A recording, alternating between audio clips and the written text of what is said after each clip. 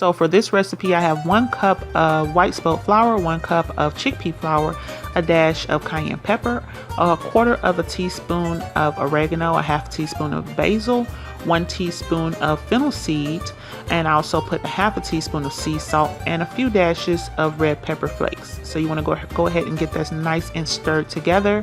Then I've added in 2 tablespoons of grapeseed oil. You want to stir that until it's nice and crumbly, and then slowly incorporate your spring water. You want to add a little at a time until you form a dough ball. I used about a 1/2 to 3/4 cup. If you use too much, just add a little more flour. I've gone ahead and added that to a pan that I've greased with some grapeseed oil, and I poked some holes in that, and I baked that for about 15 minutes on 350 degrees. In the meantime, I'm sauteing my onions and my mushrooms. I have some white and red onions, and this is what the crust looks like once it comes out. And I've gone ahead and added my tomato sauce to the top of my pre-baked pizza dough, and I'm sprinkling that with a little bit of fennel seed. That's optional. I will have a link in the description box below on how to make the tomato sauce.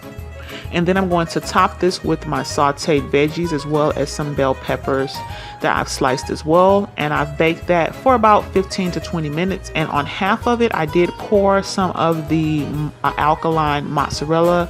You can find a link for that in the description box below as well. And this is how it looked after it baked for about 10 minutes with the mozzarella. You want to add the mozzarella after you've already baked the veggies for at least 15 or 20 minutes, and then you want to bake it for another 10 minutes with your mozzarella cheese on it. And this is what it looks like. I'm going to go ahead and cut this so you can see how it slices, and it did come out really nice. And there you have it, alkaline deep dish pizza.